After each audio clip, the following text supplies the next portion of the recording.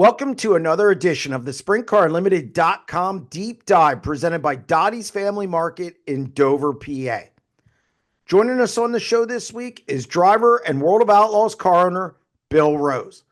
Before we get to Bill, Dottie's Family Market is your one-stop shop on the way to the races. They have fresh-made subs and sandwiches with all the fixins, perfect for a night at the racetrack.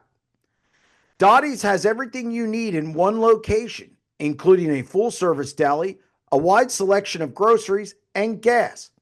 If you're looking to dine in, check out the Hive Coffee House and Cafe for a great sandwich.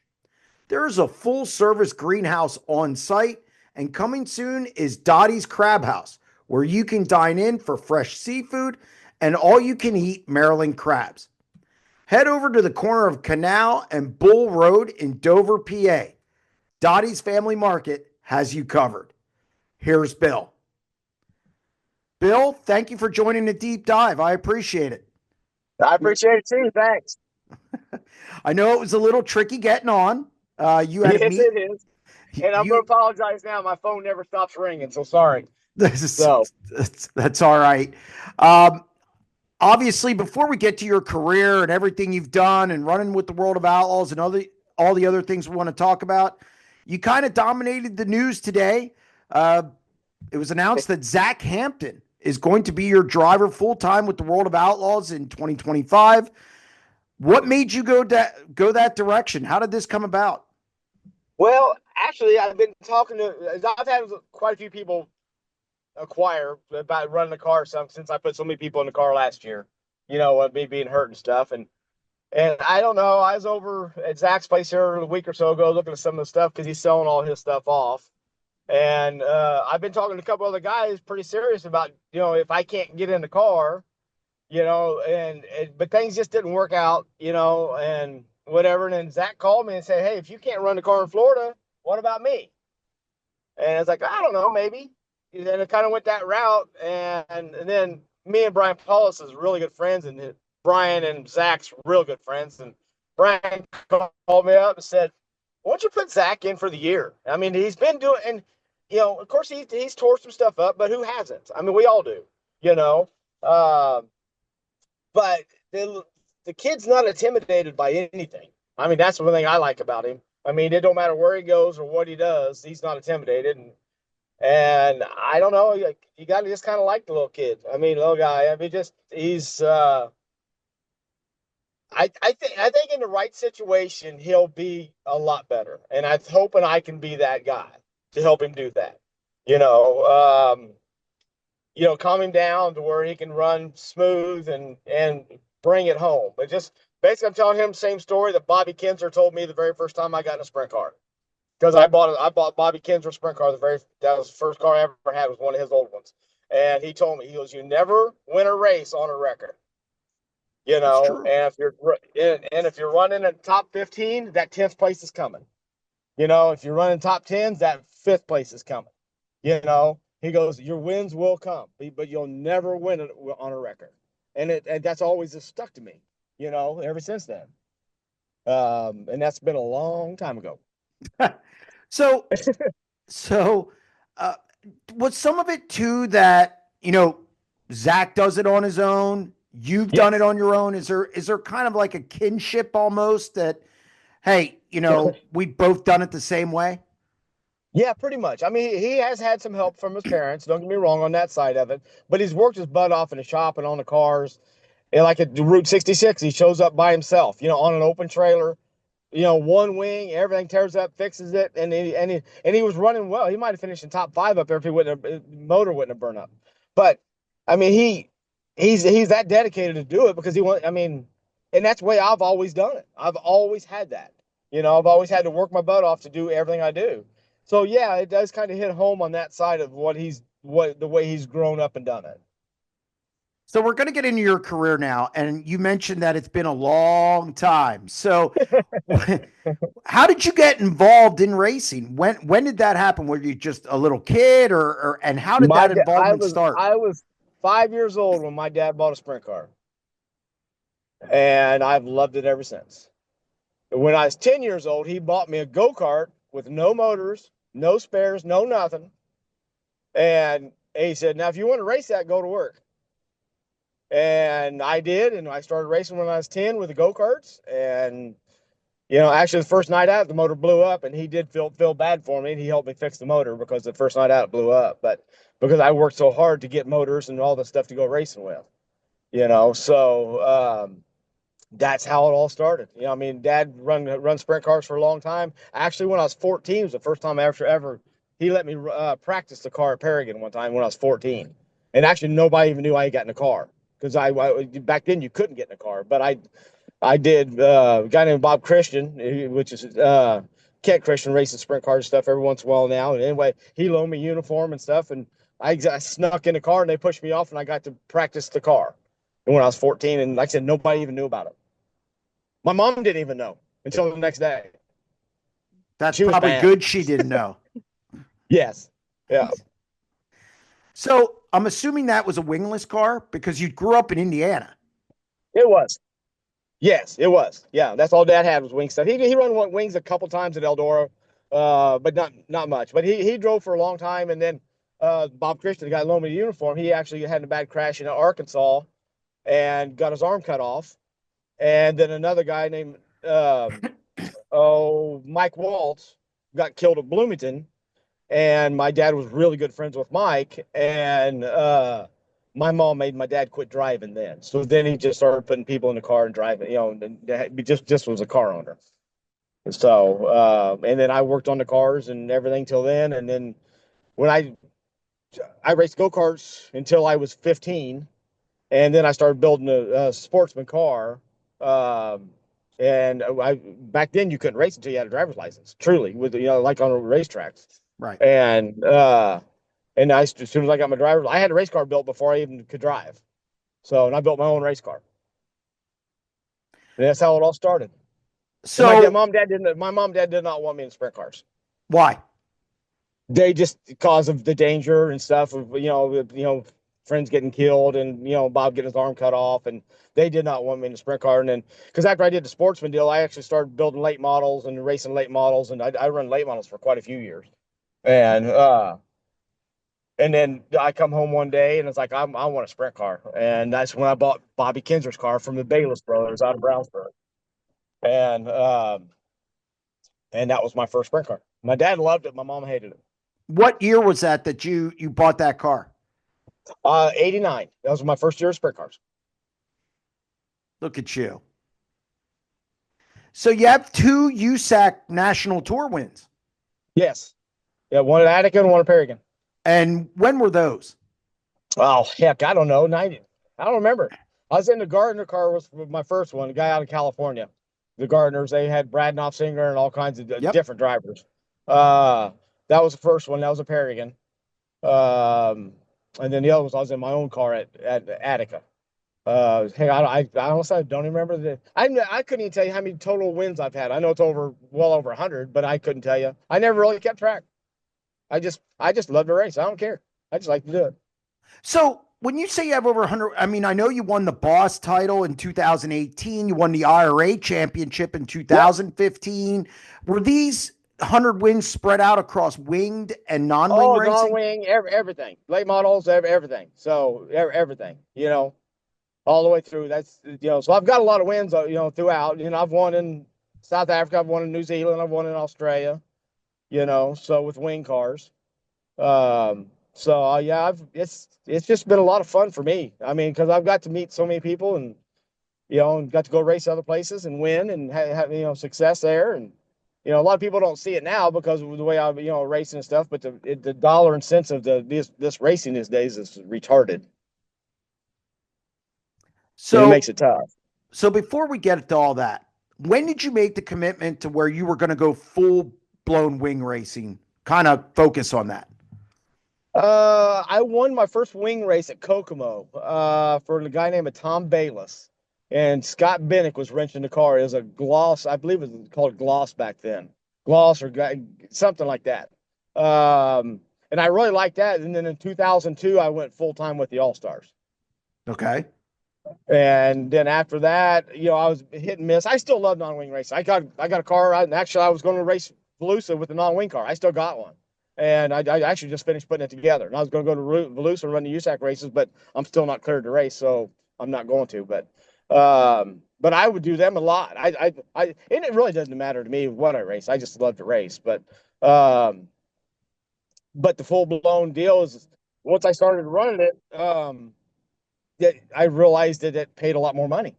You could bring in more, but you could bring in more money with it. So that's the reason why I kind of just started staying with it and things like that. And then one thing led to another, and I decided to go outlaw racing. So in 2011, you had your best finish with the World of Outlaws. It still is. It's a third at River Cities. And Yep. in 2012, you had 10 top 10 finishes out of this, your 17 career top 10 finishes with the series. Yeah. What was different in 2011 and 2012 that kind of helped you break through and have that consistency? The help I had on the car, I had a couple guys help me then and stuff like that on and off. And I don't know, we was running Goodyear tires too. And for some reason, I really adapted to the Goodyear tires. And when we went back to Hoosiers, and I've been a Hoosier guy forever, and they've been really good to me and stuff like that. But we got back on the Hoosiers, I just started struggling really bad for some reason. And and then when you're trying to do it all by yourself, and it makes it tougher. When you can sit and watch a race car, you can learn a lot more. But for some reason, I run well with the Goodyear tires when we had them. So David Gravel wins a prelim in your car. Yes. What was that? What I forget what year that was. I think it was 13, I believe. 13 or 14. What was Yeah. that? Someone. What was that Oh, experience like for you? it's just cool. I mean, working with David. I mean, of course, nobody knew back then he was going to get as big as he did. I mean, no, everybody knew he was good. Don't get me wrong, but nothing like what he's grown into now. I mean, it was just cool. I mean, it really was. I mean, to be a part of now his career. I mean, that's really neat for me. I think everybody remembers that win. I know I do. I was there. It just, I think it launched David. I thought he was going to be great to begin with, but it launched him, Right. and it helped you as well. It did, and a lot of this, I'm not going to take all the credit on because a lot of this was Tyler Swank too, because Tyler was involved in all that too. So I'm not going to take all the credit because Tyler and David are still great friends, and he's a good buddy of mine too, and that was huge on that part with Tyler being around. So you're racing all these years. Now you're injured. What is the injury and where did it happen? What happened to Fremont end of last May, and the doctors wanted it broke my sternum in half. Okay, so and I raced like 3 weeks after that, and then finally I told Amanda, I was like, this just ain't feeling right, because I've bruised my sternum before, and that's what it kind of felt like.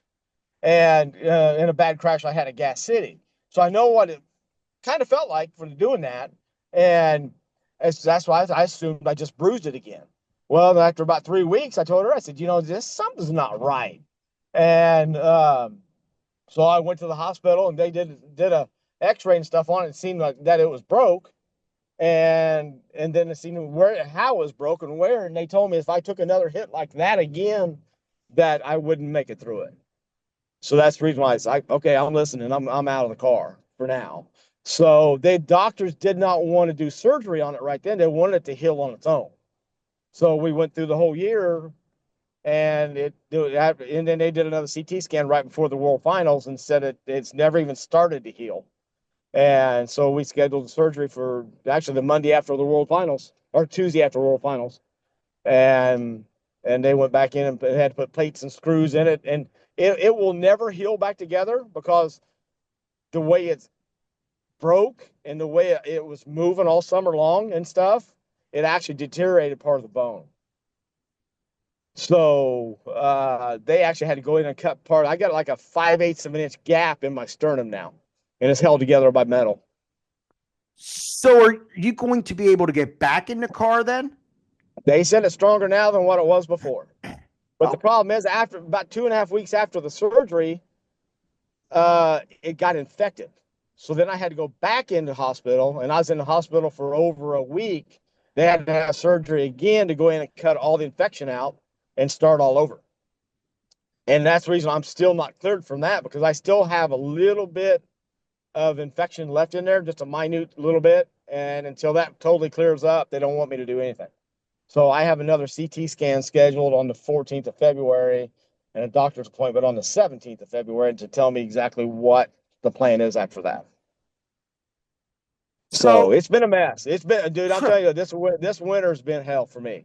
This is the worst. I mean, because I'm not the guy that sits around and does nothing, and I can't, you know, and it's been that way all winter long. So I'm behind getting things ready and everything else, just because they don't want me to pick up anything over 10 pounds, and that's hard to do.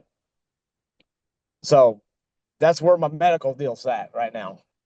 so we'll get to the different drivers you've had in a car and some other things then, but I want to ask you about what you do for a living outside of racing. What do you do? When did this start? When did you have what is it, a trim business? Yeah, custom interior trim on houses is the main thing I do.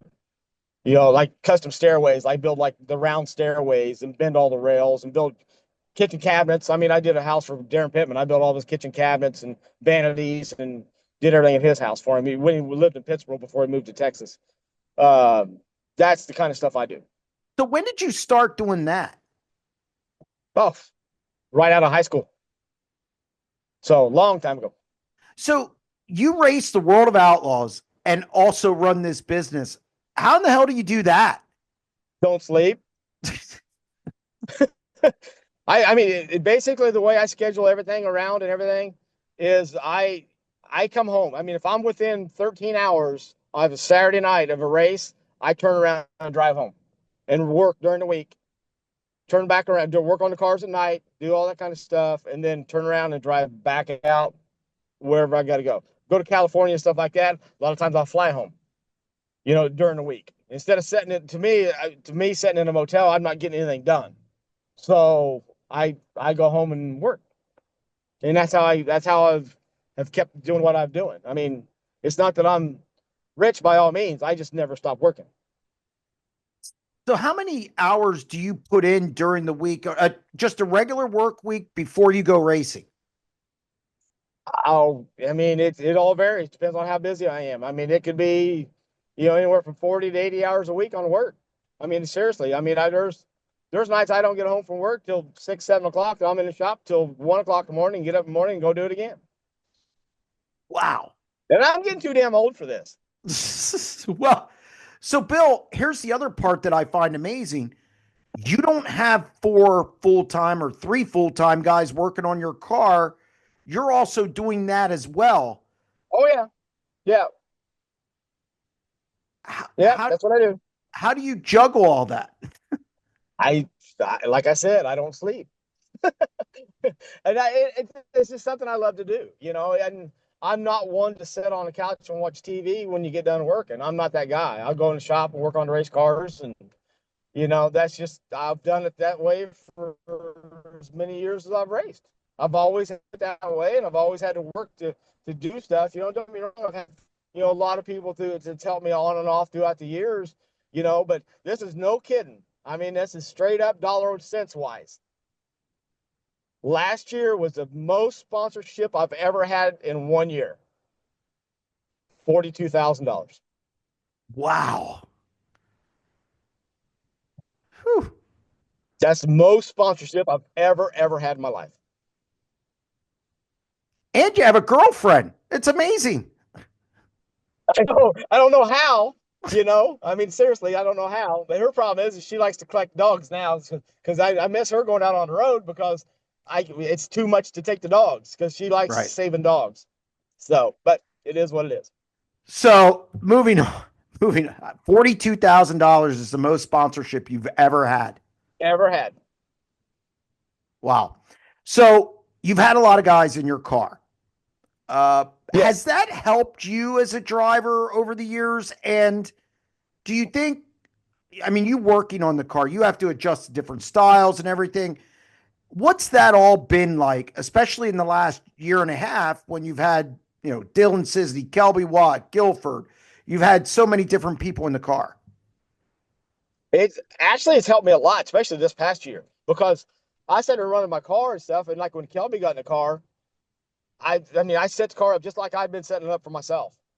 And I was like, hell, he can't drive it. He's 60 pounds lighter than me, So I'm sitting there watching the car. Like, no wonder my car's, I struggle with my car because I could actually watch the car, and Amanda would take videos and I try to watch videos, but that just don't do it justice. And I started watching the car and stuff, and I learned a lot. And of course, but each person I had in the car, they weigh different, or they drive different. One of them runs it in deeper than the other one, or, and so you're setting the stuff up different. There's some guys just set the car up this way and, and this, you drive the car, you adapt to the car. Well, I've been around long enough to know that not every driver can do that.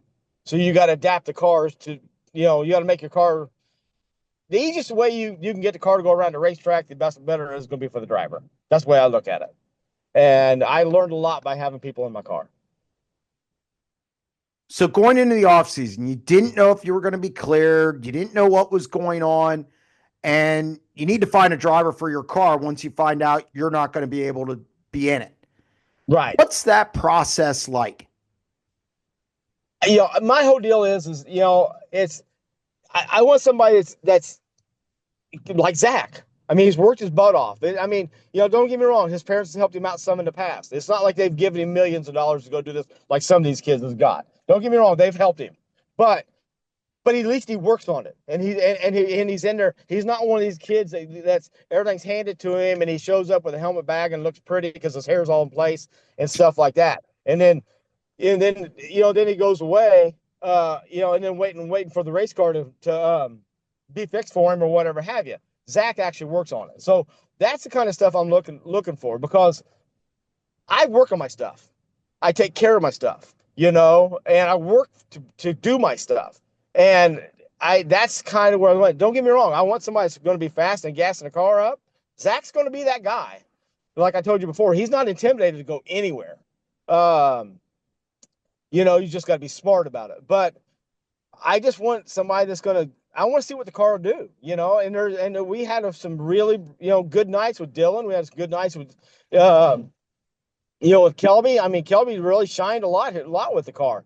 Max really never got a fair shot because the first night the driveline blew up and hurt a motor, and the other motor I had at the time was tired, so he never really got a good shot. And then the next night out, he broke his back, so he never really got a good shot. And Max is going to have a good career. He's a good talent. He will be. So, maybe one day I can work with him again because I think I really like him and he's a good guy.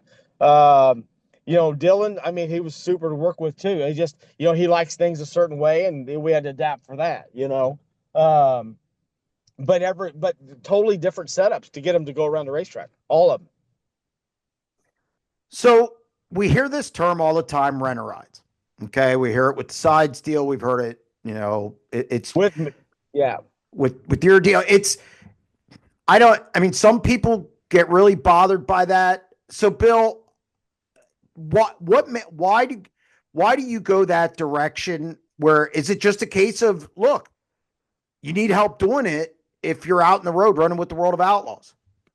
If I was Dennis Roth, Todd Quirin, multi-millionaires, and stuff like that, like they are, and they're blessed to be that way, and good for them because they all help the sport out tremendously.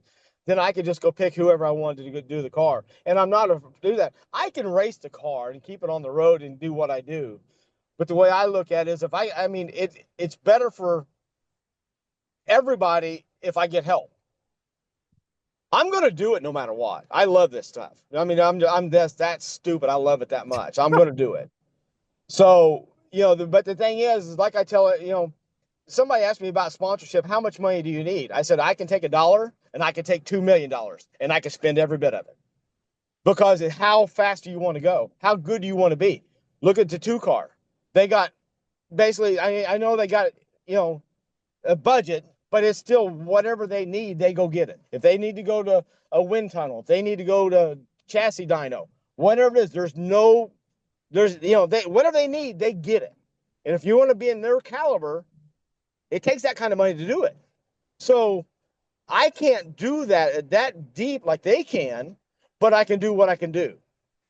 So if somebody wants to come in and help me out, and drive the car, why not? It's just going to make the whole program better. That's the way I look at it. You know, do I have to do this for a living? No, I could sell all the stuff and to keep trimming houses out and I'll be fine. I'm fine with that. I'm not doing it for that. I do it because I love to do it. So, but the more I can get help, dollar and cents wise, it just makes the whole program better and to try to build a program. Does it bother you hearing people say that stuff? Yeah, 90% of the people that do that is internet warriors, and as you know, I had a rough time getting on this thing. I'm not the computer guy. So, and I hear it because, Amanda tells me what people saying this and that and stuff like that. But most of the people don't understand what it actually takes to do this stuff. When you're spending anywhere from $9,000 to $25,000 on rebuilds on engines, and you're paying, if you do buy a new engine, it's anywhere from $65,000 to $80,000. I mean, that's a lot of money. That's more money than some people make in a year's time, So, and most of the people that's complaining about that, that's probably where they're at, And don't get me wrong. I mean, I'm in that category a lot. I mean, my money's all up and down because it depends on how busy I work, Right. But it is entertaining. It's entertaining how people can judge people on the internet because of the dollar deal, and they think that, they think Zach's bringing me a shitload of money. He's not, but he's bringing me some help, and is it what we need to do? No, it's not, but it's going to help us get up and down the road and keep good things going. Kelby helped out a little bit, I mean, they do, but it doesn't go far for when you're spending anywhere from $1,500 to $3,000 a night in tires, you think about where you got to finish in the race to just get your tire money back. It costs money to run this sport. Yeah. When you see the expenses now, because you've been around, this will be, if you get in a car this year, I guess this will be your 50th year. Correct. You've gone through tire changes, you've gone through expenses increasing.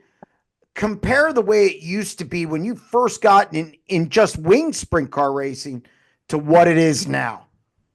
The first motor that I bought to go wing racing was it was a Gertie engine, actually, because it was in business at the time. And it was one of the top line motors, and that motor, it was a used one, but it was a top of the line motor. They had it. I paid $18,000 for it. Ooh. Now you can't even get a good 12 head motor for that anymore. A good one, so if you're going to it's amazing what that is. I mean, cars back in the day, you could get a complete deluxe kit for, $3,000. Now they're $8,000. So I mean, and the prize monies went up, but nothing like what the cost us went up. When I used to be able to buy tires for 125 to 160 bucks. Now they're 350. It's nuts, the cost of this stuff. Well, and then you have your haulers are. Oh yeah. I mean, those are, and like myself on that deal there, I mean, I've had my trailer for 20 years. I mean, I can't afford to go out and spend $500,000 on a trailer or more, but mine does. It does what it needs to do. It goes up and down the road and it hauls a lot of stuff. Is it as pretty as David Gravel's? No, but it still does the same thing. It still gets, you don't, like my dad told me, you don't race truck and trailer. You just got to get to the racetrack. So I've seen you and talked to you in the pit area a number of times, and I know, obviously you don't have what the 2 car has, the 15 car has, or some of these other guys. It doesn't seem to bother you though. I don't care. we all put our pants on the same way. Now we just got to beat them if we can. And that's it. I don't think money wins races, but I think it helps. That's exactly right. That's what it does. It gives you the tools to make it easier. It takes talent to win the races. By all means, it takes a lot of talent to win races. Money does not buy races, because I've seen a lot of rich people come and go in this racing deal. A lot of them, and never win a race, ever. And they get mad because they're not winning races because they come out and spend stupid amounts of money, and they get mad and just go away. Because they really didn't truly love it. They just thought they'd come in and dominate because they had money. Money don't buy them. They don't buy the races. You still got to earn it. So I know we're going to talk about some issues in racing now. I know I talked to you just right about when High Limit was coming around, and uh, what was that time like with all the owners meetings and talking to High Limit and the World of Outlaws? I mean, you were pretty vocal at some of those, and what was that time like, as much as you can tell me? Well, I don't know. I mean, that's kind of a sore subject, little way around there. I mean, the high limit guys really didn't care so much about the little guys like myself and Noah Gas and stuff like that. They really didn't care if we went racing with them or not because they're wanting to sell the heroes. But don't get me wrong, because the heroes put people in the stands, and I totally get all that. But there's only so many heroes. You still got to have race cars. So yeah, and I was in the meetings and all that kind of stuff, and they brought their lawyer in and was trying to get Brian Carter to do stuff with the Outlaws and and show financial this and that and whatever. And like I told people, it's like, I mean, Brian Carter he doesn't have to show him anything. I mean, he owns his own company. It's not a public company. Just no different than my little business I got. If somebody come up to me and want to know how much money I make, I can tell them go get screwed because it's none of their business. You know, now, so I think truly myself, I think they went around the wrong way. I think what they've done is a good deal because it has stepped up Brian, and we've all been making more money. So it did open up doors for stuff. I like that side of it, but I think they could have been done in a better way than where maybe we could have worked together and made a stronger deal all the way across. That's my opinion, but when you come in and start trying to force somebody to do something, all that does is piss somebody off and once you go and it makes it do different things. Is it going to be a good deal in the long run? It is. I mean, it definitely has opened up some doors for people for sure. But I just think things went the wrong way, did it the wrong way. That's my opinion. The way I witnessed it and the way business and stuff ran, I think it's just done the wrong way because I think it could have been worked together a little bit better. Now, you seem like an outlaw guy. I mean, you've stayed there. It's where I will, if I'm running a wing car, I will run either the World of Outlaws. If I step back from doing the World of Outlaws, I might go back and do IRA because I like Steve Sinclair and Amanda's from Wisconsin. And there's a good group of guys up there, and I had fun and I won a championship. To go up there and have fun, I would do that. Outside of that, you won't see me in another race. So the young guys, there's been a lot of talk about, the young guys are so aggressive now and not like they used to be and how the sport's changing that way. Do you see that on the track? Oh, hell yeah. Big time. Yeah. There's zero respect anymore. Back in the day, me, Darlin, Elliott, Brad Marvel, a bunch of us, we could run 30 laps around Kokomo or Putnamville or whatever and run wheel to wheel and never touch anything and just have one hell of a race. They don't do that anymore like that. Even with the wing stuff and things like that. And I think, Buddy started out doing that way last year, I think. But then once he calmed down, look what he did. I mean, but before that, a lot of people hated Buddy because of the way he was driving people. But you respect him because he's always up on the wheel 150%. You can't take that away from him.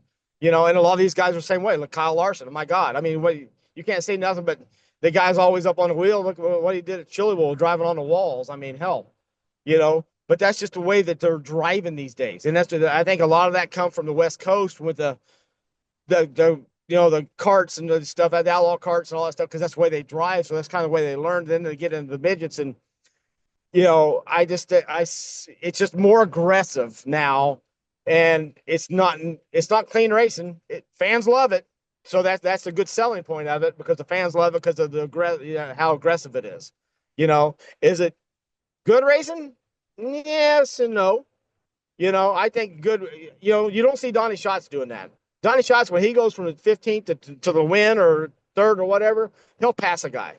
He doesn't wheel a guy. That's a racer. To me, that's a true racer.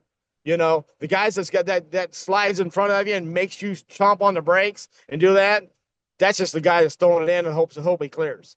That's not racing to me. That's not the way I grew up racing and everything else. Donnie Schatz, you got to respect everything he does about racing because that's the way he races anybody, and everybody knows that. Now, it does seem like you said, Buddy, Carson Macedo, those guys, it seems like they've come back a little bit and now they're kind of a tweener. They can be And aggressive, they're but faster, and they're yes, actually now they're winning races. yes. They calmed that part of it down, and now they're winning races and championship contenders now. You know, so the guys actually in the long run they figure it out. It's just getting started is the hard part. There's six there's going to be six rookies in. I can't say six yet, but there's going to be six rookies this year. Right. The World of Outlaws just seem to keep getting stronger, and I honestly I never imagined that they would have 14 cars again traveling up and down the road, but that's what they're going to have this year. They will. Yep. I mean, it's just a great organization. Do they need to improve on some stuff? Hell yes. Every organization does. But by God, they do take care of you. I mean, they did pump up some money, which High Limit kind of forced them to do some of that to keep everybody around, which would needed to be done. And does there need to be more? Of course, because the cost of everything's going up, but the cost of his stuff's going up too. So he can only pay so much, because he's still, I mean, yeah, I know he's making money.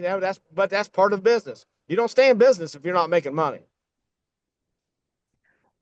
Do you fear for? I mean, you see the finances now. I'm one of the people. I do think racing is good at the national level. I do think tracks are struggling a little bit, and I'll get to you. Oh, I know tracks are struggling because I So- promoted Terra Haute, So- and I know how hard it is to make money with a racetrack because I'm with me promoting Terra Haute now. So do you worry about the future of this sport with tires going to 350 and, now the purses are going up, but the tracks have to fit the bill for that. Do you worry about the future a little bit? No, I actually don't. For some reason, people like me are retarded. We're going to figure out some way to do it because we love to. The people that love to do it will do it. That's the thing, because that's what we love to do. Is it going to be tougher? Yeah, there's going to be some guys who's going to fall out of it for sure because they just, you got to feed your families first, before you can, feed the race car, so it's the local level, I think, will hurt to a certain extent. The guys, a lot of the local guys, in my eyes, they'll put their race car together. If they tear it up or hurt a motor or something like that, then they're done until they can save up and do it again. Instead of just continuing on it, like a lot of people build up a lot of stock. A lot of people I talk to, like, they don't rebuild their stuff like they used to. They just run it because they don't have the extra money to do it because things are tighter. So I think on the local level, it's going to definitely drop down until something starts changing. And I ain't sure what that's going to be yet to make it change. I mean, I don't know how it's going to change unless there's more money made somewhere, but I don't know how to fix that part. So you have a business, you're running with the World of Outlaws, and because you're not busy enough, you decide to get into promoting Terra Haute in 2023. Yeah. Why? Yeah. Why? There was two racetracks. My two favorite racetracks: Terre Haute and Manzanita. Manzanita's gone. Terre Haute's on the verge, and there was nobody going to promote it. And I thought, what the hell? I'll try it. I'll give it a shot. And I enjoyed it. I actually really, really did enjoy it. Did I make money? Hell no. I actually lost my ass on it. But I did enjoy it. The races I got put on was great races. Kevin Thomas and them guys was, come up to me, thank me for how good the racetrack was and everything. So that meant a lot to me, that I'm not a dirt guy, but I know how a racetrack should be shaped and everything. And I changed a couple things on the track and the races were good, but I loved it. I really did. And I wouldn't mind doing it again, but the problem is there's really no money to be made in it. Not right now because it costs too much. And then the streaming deal is a great deal, but that keeps a lot of people home now too. So the racetracks ain't making that money. They're not selling the food and, putting people in the seats because if weather's even questionable, people's going to stay home watching on TV. Yeah, I mean, no doubt. I mean, our service does straight pay-per-view. We do not do subscription and share revenue with the track. Ours is a little different, sprintcarlimited.tv, Yeah. but I see what you're saying. And now, are you out of Terre Haute? Yeah, I'm done with it. Yeah, because Joe Spiker took it over last year, and then actually he's done now, so I'm not even sure who's going to take it over now. And I would have continued with it, but we butted heads with one of the fair board members, and I butted head with one of the guys at USAC, and it's like, I don't need another headache. If they would have worked with me and we could have done it, I mean, I would have stayed. I would have made it work because my buddy Ricky Gonk, he flew in from California, and he'd help me out with it, and my brother does do dirt work, and he'd come and help me on it too and stuff like that. So a few of us just come in and worked on it and had a good time. And I would have continued. I would have, but it was like they made it a headache. And it was like, why should I do another headache? It's just retarded. It's stupid to do that. So, how many races did you end up doing? I actually only truly ran two. We rained out of four. Oh, So the weather killed us. But I was only going to do. My contract was only for three that I had to do with Terre Haute. Okay, because I took it over so late, I didn't even get it till March. So I took it over so late that that it was hard to see. Everybody already had their schedules met, stuff like that when I took it over. USAC is mainly the big draw at Terre Haute is you run USAC. So I knew I could get the USAC races. And then I tried to I scheduled a stock car day, and it ended up getting rained out too. So the rain killed me on the deal. what is the biggest thing you learned? Because normally you were a racer, you see it from that end. What's the biggest thing you maybe learned or took away from being on the promoting end? I respect the promoters now. 100%. I mean, because I'm telling you, you get effed all the time. If something doesn't go right or whatever have you. Don't get me wrong. I actually had pretty good luck, but there was a few guys that that was like you need to be doing this and you need to be doing this and whatever. And it's like, yeah, I respect the promoters a lot more now. But now I've seen that side of it, and it's definitely not easy to make money. 100%. So, Bill Rose, you're in charge of sprint car racing for one day. What's the first thing you change? What are the biggest changes you make? You don't want me to do that. No, I do. Or I wouldn't have asked. We need to do something different with our safety stuff. I'm sorry, I'm all about safety, but we've gotten more people hurt since we've got safety stuff. I'm sorry, I've seen it. I've been around it. I've been, as you know, 50 years of racing. I've seen a lot of crap. I've been through a lot of crashes. I've hung myself in fences. I've hung myself in trees everywhere. And we're breaking people's backs now. We're breaking people's collarbones. We're breaking people's necks. And it's all happened in the last 10 years since all the safety stuff. Ever since Dale Earnhardt died, our safety part has went straight to shit. I'm sorry. What they've done, they've got good thoughts, but it wasn't thought through, is my opinion. And if you really look at the record of stuff, how many people has broke necks with Hans devices, with safety seats, and all this stuff, there's a lot more of them now than what there was back in the day.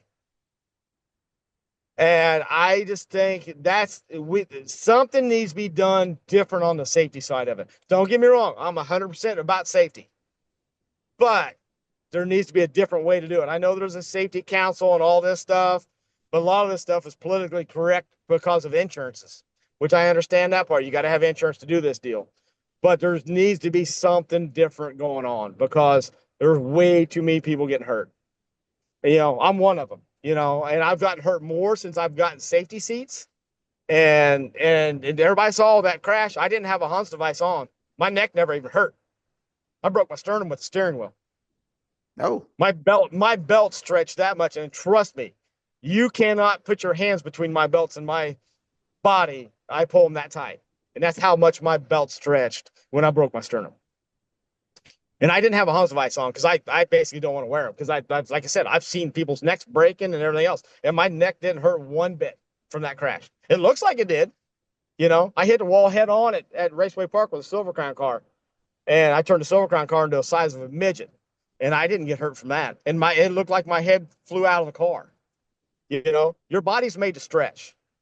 They're making everything so rigid, we're breaking now. That's our problems. That's And I've interesting. seen it. That's And I've seen interesting. every bit of it. You know, like I said, I'm 100% about safety. And the problem with these younger guys that's getting hurt and all this stuff, they don't know any other racing but what they've grew up with. They got the safety seats, they've got the Hans devices, the hybrids, all this kind of stuff. That's all they know. You know, and their parents, well, you ain't gonna get in a race car unless you have all this safety stuff. They truly don't know the other side of the racing that myself and and Jack Hewitt. Of course, I know Jack's hurt right now because of a broken neck, but that was Jack's own fault. I still got a strap in my house that Jack Hewitt gave me. He said, this is the next best thing. He strapped his helmet to the roll cage. No. Yes. You know, the little hooky things you put underneath your arm, on the left Yeah. side to keep your head from going side to side. Yeah. It was made to hook on the hooks. He had a hook on each side and strapped from the cage to his helmet. He gave me one of them things. I still got it somewhere. He said, this is going to keep our head from flying around in these cars. It broke his neck. It was in North Vernon. I was there. Seen it. Oof. And that's how the reason why he's the way he is. You know, and he's one of my dearest friends and heroes.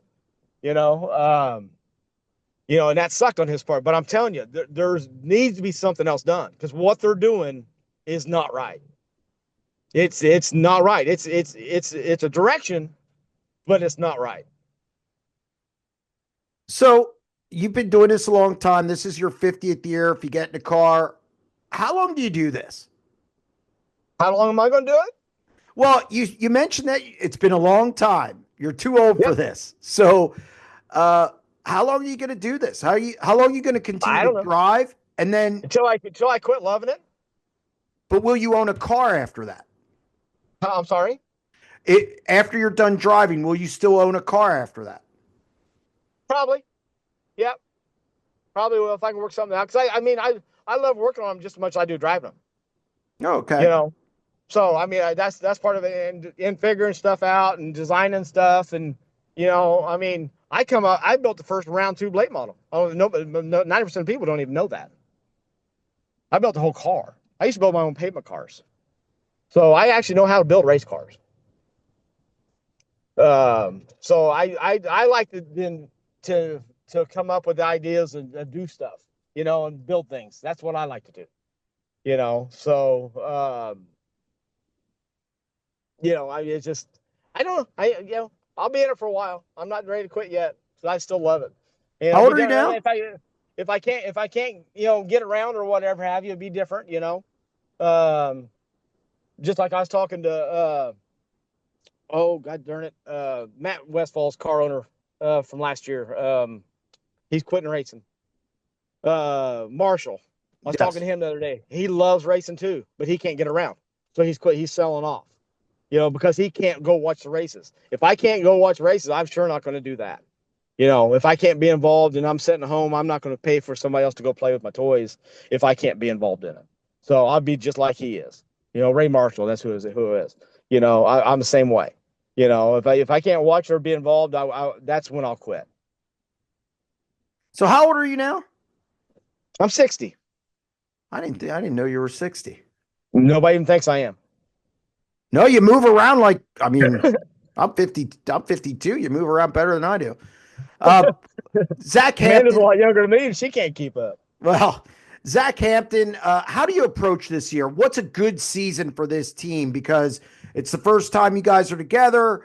Obviously, he told me in an interview for the website that, he knows he needs to settle a little bit and not try to be too aggressive and do too much to get 13th when he has a 15th place car and tear stuff up. So what's a good season for you guys this year? If we can get consistently top tens in the race, if we can get consistent top tens and maybe a top 10 in the points, I think that would be awesome. I really do. Because it's going to be a tough year. He's got a big struggle with him there's going to be 5 other really good rookies. They're all good, so that's going to be tough for the rookie side of it. And everybody else on the tours has got their crap together. So if he can if we can be consistent, try not to tear stuff up, and just bring stuff home and learn from the year. I say that's a big win. Well, Bill, thank you very much for joining us on the show. I appreciate it. I know you've had a busy day. You're always busy. So again, we appreciate you joining us on the deep dive. I appreciate it too. I really do. Thank you. And we'll see you in Volusia. Sounds good. We'll be there. Thank you. Thank you. Take care. That's going to wrap up another edition of the SprintCarUnlimited.com deep dive presented by Dottie's Family Market in Dover, PA. Check them out. Thank you very much to Bill Rose. A lot of good stuff there. Also, if you like the content on our YouTube channel, don't forget to hit that subscribe button. You can also check out our daily exclusive content at SprintCarUnlimited.com. We'll be back next Thursday with another edition of the Deep Dive.